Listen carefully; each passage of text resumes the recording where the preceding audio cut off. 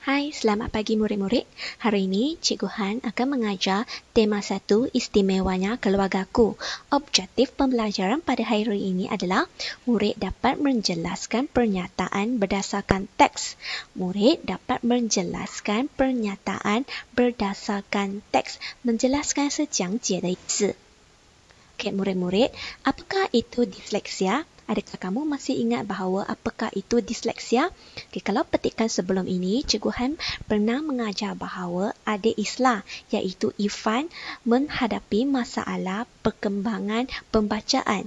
Okay, disleksia atau masalah perkembangan pembacaan ialah gejala yang berkait dengan kesukaran dengan belajar, membaca, mengeja dan menulis dengan lancar。dyslexia 呢就是一种阅读障碍。那么患有这种阅读障碍的孩子们呢，他们在学习方面上，尤其是发音、写字还有拼音呢，会遇上一些麻烦和困难。Okay, murid-murid, ini adalah petikan kita pada hari ini.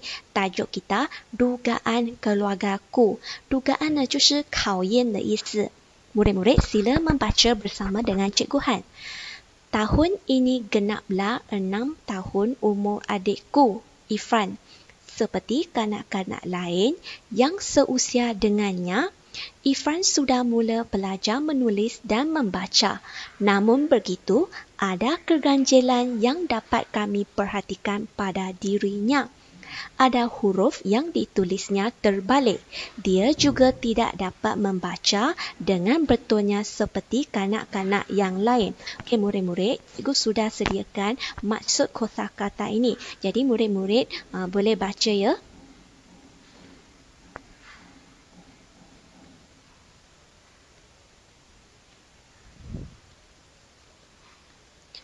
Okey, seterusnya. Ibu dan ayah berasa bimbang. Mereka mengambil keputusan untuk membawa Irfan berjumpa dengan doktor pakar kanak-kanak.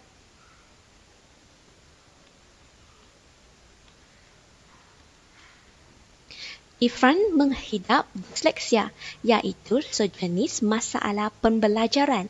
Dia mengalami kesukaran untuk mengeja, membaca dan menulis. Dia juga sukar untuk mengenal pasti huruf B, D, P dan Q. Jelas Dr. Ranjit. Okey, jadi Dr. Ranjit memberitahu kepada ibu bapa Irfan bahawa Irfan ini menghidap disleksia. Jadi dia mengalami kesukaran untuk mengeja, membaca dan menulis. Kami sekeluarga terkejut. Kata-kata Dr. Ranjit itu menimbulkan rasa risau dalam hati kami. Namun begitu, kami berasa lega apabila Dr. Ranjit menyatakan bahawa masalah itu dapat diatasi. Okay, 热沙的意思呢，就是热沙就是不安啊。OK， lega 呢就是说安心。Okay, murid-murid, sila baca bersama dengan cikgu. Dugaan ini kami hadapi. Inilah realiti, bukannya mimpi. Rasa gelisah tolak ke tepi. Irfan dihantar menjalani terapi. Terapi 是治疗的意思。Jadi ibu bapa Irfan menghantar Irfan untuk menjalani terapi supaya masalah disleksia ini dapat diatasi. Diatasi 呢就是说可以被解决。Nasihat doktor kami turuti. Kuatkan semangat, cekalkan hati. Segala penyakit mampu diubati andai usaha tidak berhenti. Okey, maksudnya segala penyakit ini dapat diubati sekiranya mereka tidak berputus asa, mereka tetap berusaha. Okey, seterusnya, biar keringat terpaksa dipera, berpantang kami untuk menyerah. Segala usaha akan dikera, kepada Tuhan kami berserah.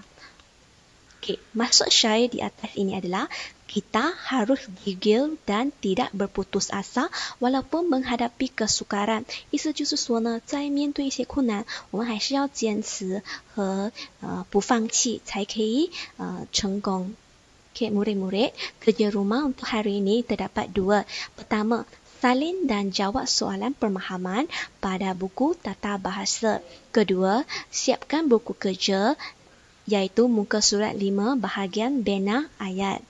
Okey, murid-murid, terdapat 5 soalan pemahaman berdasarkan buku teks. Mari kita jawab bersama-sama.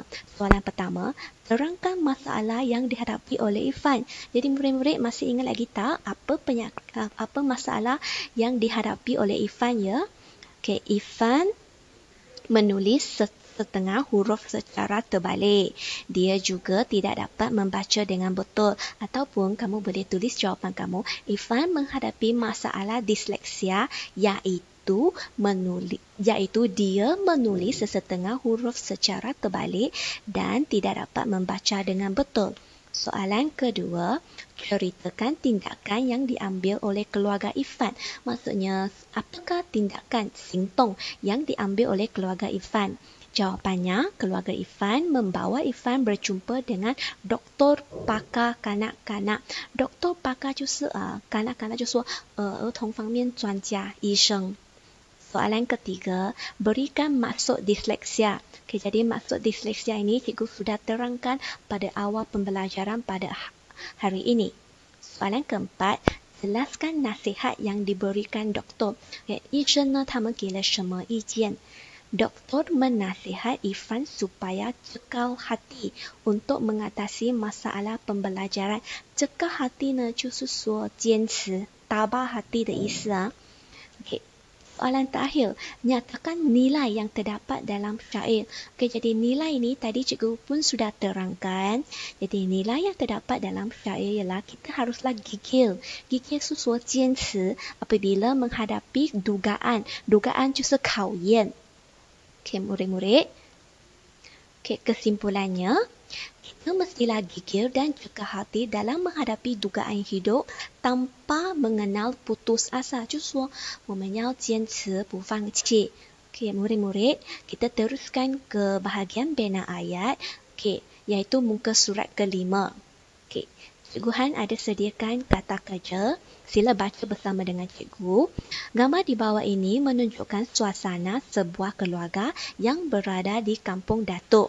Tulis 5 ayat yang lengkap tentang gambar tersebut. Okey. Mengopek durian, memegang tongkat, mengajar atau membuat wow, melambai-lambaikan tangan, mengejar, menatang dulang. Okay. Murid-murid masih ingat lagi tak teknik bina ayat yang cikgu ajar? Okey, cikgu menggunakan teknik SKOP. S ini merujuk kepada subjek iaitu siapa, apa. Cikgu bagi contoh gambar yang pertama iaitu yang ini. Okey, subjek siapa. Okey, kalau subjek ini Encik Gun dan anaknya. Okey, ini cikgu silapnya. Kamu boleh tulis Encik Gun dan isterinya. Okey, kata kerja apa yang dia sedang buat? Mengopek. Objek, benda apa yang dia sedang mengopek? Mengopek buah durian. Jadi cikgu tanpa penjodoh bilangan sebiji buah durian. Manakala pada bahagian perluasan ayat 就是我们要扩写这个句子, kita boleh gunakan kata hubung. Contoh kata hubung adalah dan atau sambil. Kata sendinama adalah contohnya di, pada. Okey, ataupun kita boleh guna cara dengan menggunakan apa. Okey, jadi di sini cikgu menggunakan cara dengan menggunakan sebilah parang. Jadi cikgu ulang balik ayat ini. Encik Gun dan isterinya mengopek sebiji buah durian dengan menggunakan sebilah parang. Okey, murid-murid, setakat ini sahaja. Sekian, terima kasih.